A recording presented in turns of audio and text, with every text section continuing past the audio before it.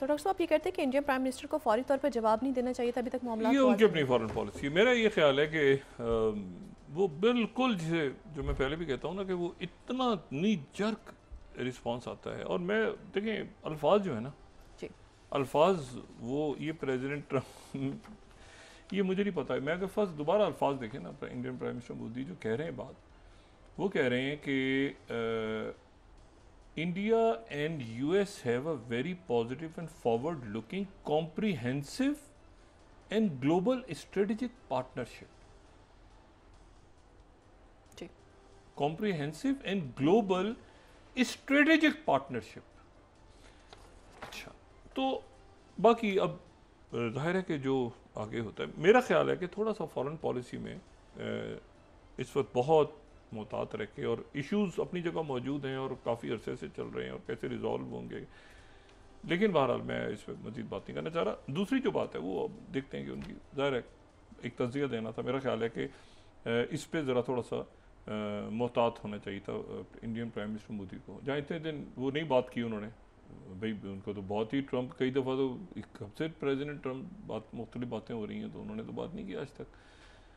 उनके लोग भी हथकड़ियाँ लगा के भेज दिए, उनके वीज़े बंद हो रहे हैं, उनके ये हो रहा है वो हो रहा है, तो उन्होंने तो बात तो नहीं की। तो यहाँ तो इतनी कोई तारीफ नहीं थी, लेकिन उन्होंने जिस तरह रिस्पॉन्ड किया ना, ग्लोबल स्ट्रेटेजिक पार्टनरशिप, और वो साथ ही जो रशिया और चाइना और इधर उधर से रिस्पॉन्स है, और फिर जयशंकर जी का शरीक ना होना उस मीटिंग में ब्रिक्स की, जिसमें पुतिन शरीक हो रहे हैं वर्चुअली।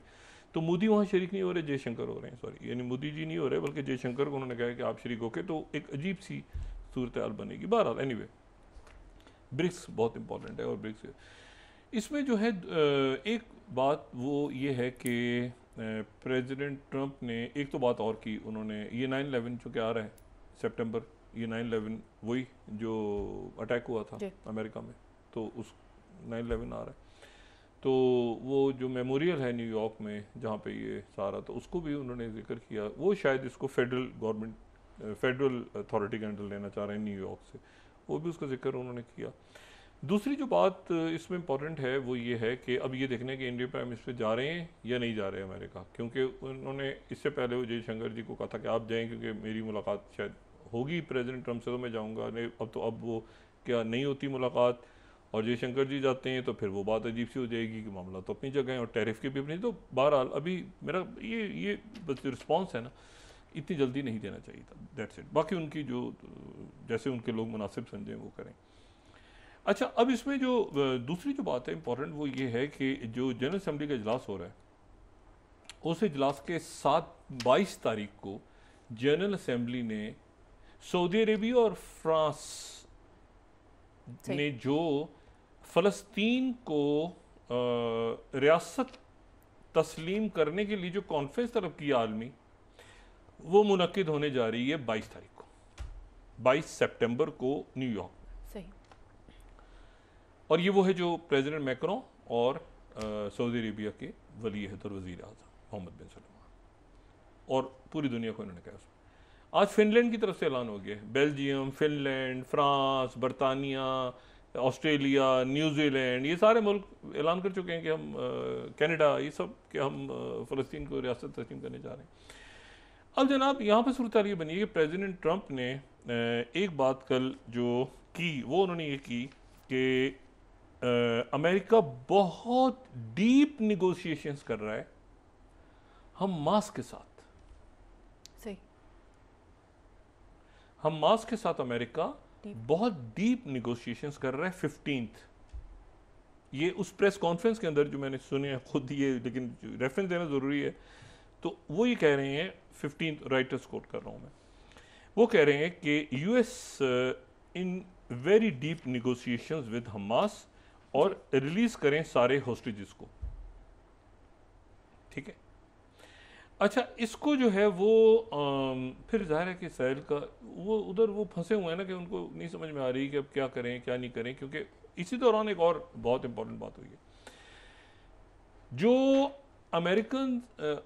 अमेरिकन्स ने राब्ता किया है अक़वाम मुत्तहिदा के साथ, उनके साथ, यानी अक़वाम मुत्तहिदा, यानी जिसको एक तरह से अमेरिकन ने साइड पे रखा हुआ था, लेकिन जो कि चाइना ने जो अपना ग्लोबल इनिशिएटिव दिया गवर्नेंस का, उसमें अक़वाम मुत्तहिदा का खासतौर पे जिक्र है, तो वो जो बात थी ना कि पैरेलल दुनिया का निज़ाम बनाने जा रहे हैं, वो चाइना ने कहा कि हम अक़वाम मुत्तहिदा और इन अदारों को बड़ी इंपॉर्टेंस देते हैं। तो अब ये हुआ है कि अमेरिका ने रब्ता किया है जो अक़वाम मुत्तहिदा के में उनके रास्ते तेज़ हो गए हैं। सेक्रेटरी रूबियो खुद देख रहे हैं इन सारे मामलात को, और इसमें जो इम्पोर्टेंट बात है वो ये है कि किसी तरह से 3-4 चीज़ें जो हैं वो अर्जेंटली इस इजलास से पहले हो जाएं, जिसके नतीजे में ये सारे मुल्क जो हैं ये तस्लीम ना कर दें, क्योंकि इन मुल्कों ने तस्लीम कर लिया और अमेरिका पीछे रह गया। तो ये तो सारा अमेरिका का था ना, और सिम्बॉलिकली उन्होंने तस्लीम कर लिया, साथ ही वो पाबंदियाँ लगनी शुरू हो गई, साथ ही उधर फौजी ऑपरेशन भी नहीं हो रहा। वो प्रेसिडेंट हम बार बार कह रहे हैं कि सारे लोगों को छोड़ दो, हमास कह रहे हैं हम तो खुद कह रहे हैं कि सारे लोगों को छोड़ने को तैयार हैं। क्या करें, आप कहें कि फेजेस में छोड़ना है उसके लिए भी तैयार हैं, आप कहेंगे जी एक साथ छोड़ो उसके लिए भी तैयार हैं, तो क्या करें? वो तो पूरी दुनिया इंतजार कर रही है प्रेसिडेंट ट्रम्प का।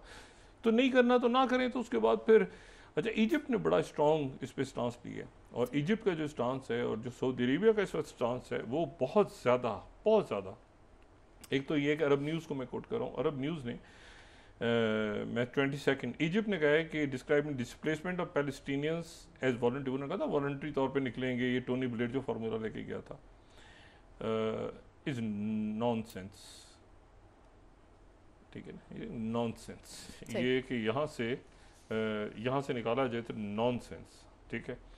और उसके बाद जो है वो इसराइल के अंदर जो उनकी नेशनल न्यूज़ है वो उसमें उनके जो फॉर्मर आर्मी चीफ है इसराइल का हलीवी, उसने ये कहा 25 कि नेतन्याहू ने जंग से पहले जंग के बाद जो भी कुछ हुआ है उसका वो उसने उसके सामने प्लान रखा था कि एक ही दफ़ा सारा जंग ख़त्म कर दो, और उसने मेरा ही प्लान मुस्तरद कर दिया था। यानी स्टीव को जो ट्रम्प बात कर रहे हैं वो कह रहा है कि मैंने कहा है नेतन्याहू को, नेतन्याहू ने तो मुस्तरद कर दिया। उसके बाद उनका मोसाद का साबिक सरबरा खड़ा हो गया 18 यूसी कोहन, वो कह रहा है कि जो 7 अक्टूबर से पहले हुआ, जो इस दौरान हुआ 18 और जो इसके बाद हुआ, उसका जिम्मेदार नेतन्याहू है।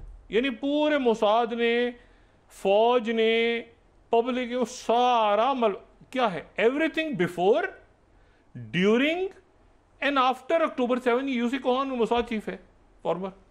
अच्छा, अब इशू ये है कि इसमें जो मैंने आपसे बात की ना कि इसमें ये डिस्कस कर रहे हैं, और क्या डिस्कस कर रहे हैं, कौन? अमेरिका और अक़वाम मुत्तहिदा।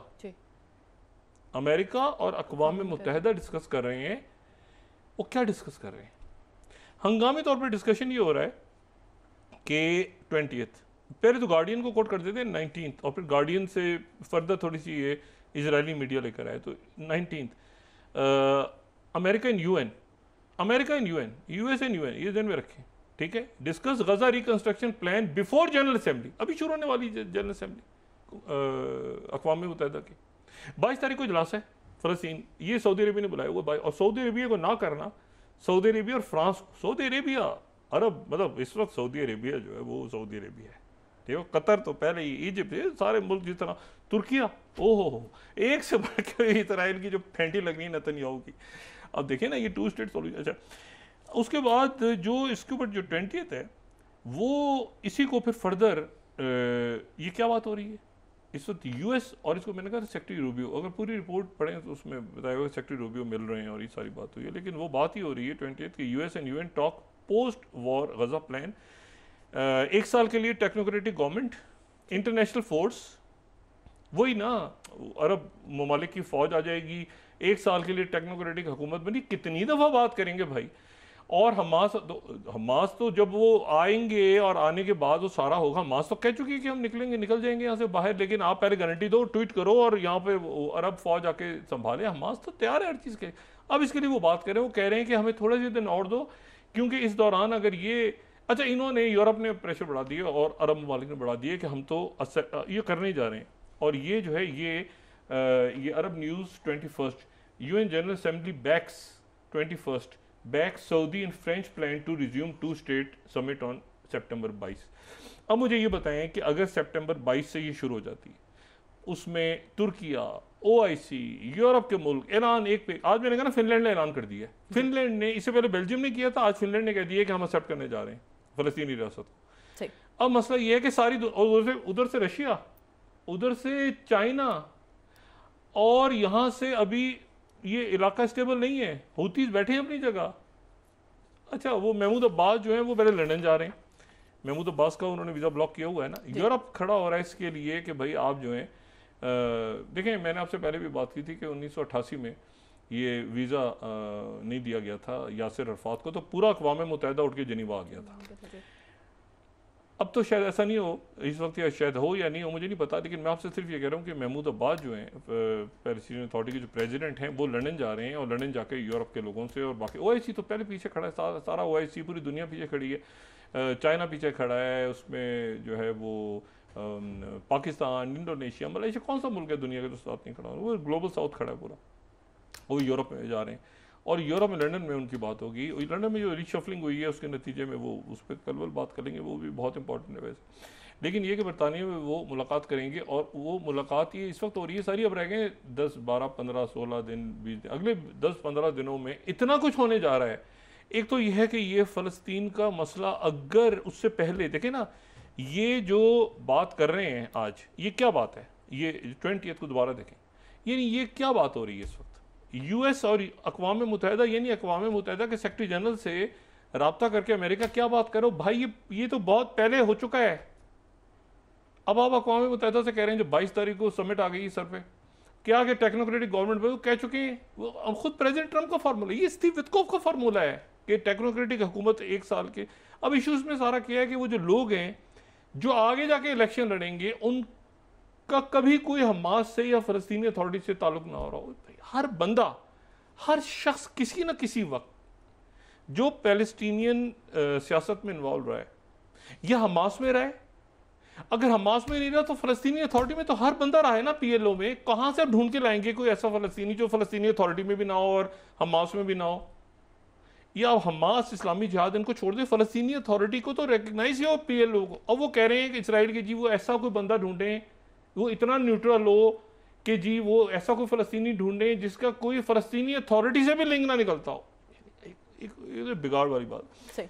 ये अब प्रेसिडेंट ट्रंप ने, मेरा ख्याल है कि ये अब उन्होंने, चूँकि सेक्रेटरी रूबियो इसका यकीनन डेफिनेटली सब कोई ना कोई हल निकालेंगे, स्टीव विटकोफ निकालेंगे, बाकी जो लोग हैं वो जल्दी हल निकालेंगे, क्योंकि अक़वाम मुत्तहिदा से बात शुरू हो गई है और सऊदी अरेबिया और सारे मुल्क सामने आ गए। ये नॉनसेंस का असल जो लफ्ज़ इस्तेमाल किया था ना, वो जो, अगर उसको, वो था अटर नॉनसेंस, इन्होंने सिर्फ नॉनसेंस लिखा है, लेकिन अगर वो इजिप्ट के जो फॉरेन मिनिस्टर बात कर रहे हैं ना, तो उन्होंने कहा अटर नॉनसेंस, वो जो अरबी का अगर आप उसको देखें तो बेहुदा तरीन बात ये कह रहा है, क्योंकि फ़लस्तीनी छोड़ेंगे वहाँ से, और हम किसी एक फ़लस्तीनी को मिस्र और मिस्र की फ़ौज गज़ा से बाहर नहीं आने देगी। यहाँ चाहे इसराइल निकाले, कोई निकाले, फिर उसके बाद जो होगा रेड लाइन होगी। मतलब वो इस वक्त अरब ममालिक जो हैं वो, उनको पता है ना कि ये सीरिया में क्या हरकत कर रहे थे अभी, उनको पता है कि ये जो गज़ा, ये रिवेरिया, फलाना ढिमाकना, और कतर ने जो रोल प्ले किया है, और सऊदी अरेबिया ने, इजिप्ट ने, तो ये है कि अब ये अगले चंद दिनों में बहुत कुछ होने जा रहा है। सही। तो इस दुआ के साथ कि सैलाब के मामला हल हों। प्रोग्राम का वक्त भी कल ख़त्म हो रहा है। जी, बहुत शुक्रिया डॉक्टर साहब। नाज़रीन, इसके साथ ही आज का प्रोग्राम अपने अख्ताम को पहुंचा। मुझे सुमेरा सलीम को इजाज़त दीजिए, अल्लाह ने के बाद। जी डॉक्टर साहब, बस मैं अपनी दुआ को कंप्लीट करूँ कि सैलाब के जो हालात हैं, अल्लाह ताला अच्छी खबरें लाए, उसके हवाले से ज़ोर कुछ टूटता हुआ नज़र आ रहा है सैलाब का। और दूसरा ये है कि ख़ित्ते में, दुनिया में अच्छी कोई खबरें हैं अगले 24 घंटों में, और ख़ासतौर पर गज़ा के हवाले से।